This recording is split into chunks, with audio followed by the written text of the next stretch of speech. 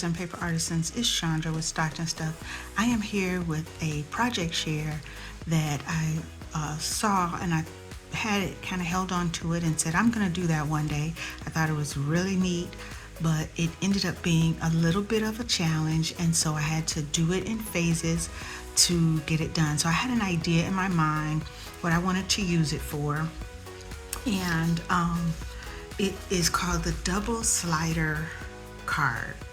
And I wanted to do it for a celebration, a double celebration, 100th anniversary of the region of my sorority and the 15th anniversary of my chapter. And so it was quite a task, but I love how it came out.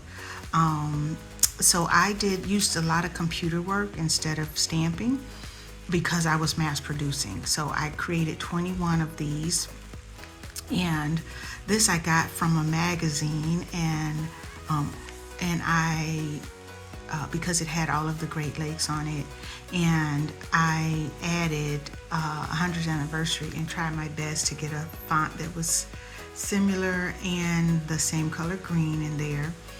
And then I didn't pop this up, but this is popped up because it needs to be. And I just added some Ivy Leaf dies that I have in my stash. Actually, this is a punch, and this is a die, and I'm drawing a blank right this minute from where it's from.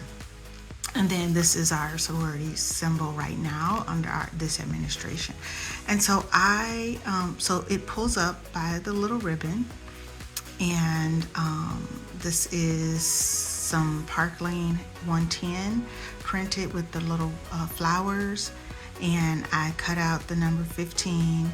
I printed this. I actually did it in my Cricut, but I didn't print it. I didn't cut it in the Cricut. I just did a print, and then I cut them myself to size and then heat emboss.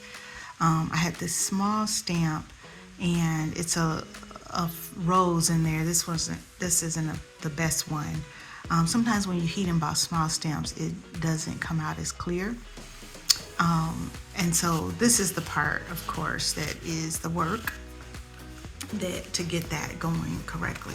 And so I want to share a hint. So if you Google double slider cards, you're going to get all kinds of different tutorials, but the best one I found was, well, it was the best one for me, because there were some that are like, go over this far and cut this, cut and then cut, move over and cut, and that was a lot. And I just, for some reason, I either didn't have the measurements right or I didn't get it centered properly. But then I found a YouTube video where the lady used, and I'll list her name here. She used a punch, a Stampin' Up! Punch, and I had that punch, and I was excited to see that. So, I had my lines spaced, and I was able to punch, and then punch, and then it was perfect. Now, what I didn't pay attention to is making sure, I could have done better about making sure that my punch out here was, right in the middle. Just some other little details that I could have done a better job on. But I think I should have done one and looked at it and figured out what the little details needed to be. Instead, I did it all. So I cut all of these, and then I put each piece together, on its own, and then assembled the cards. So I just wanted to share that with you. Again, it's a double slider card, and it just slides out, and it celebrates both the 100th and the 15th. You get both of them there. And I had these bags, these Stampin' Up!, I think it's called medium envelope, clear medium envelope or something like that. And it's got an envelope. I don't even know if you can see that, an envelope seal there. But I wanted this to stay nice and not get, beat up in the mail. So I put these in here, and they also fit nicely. I already tried in the envelope.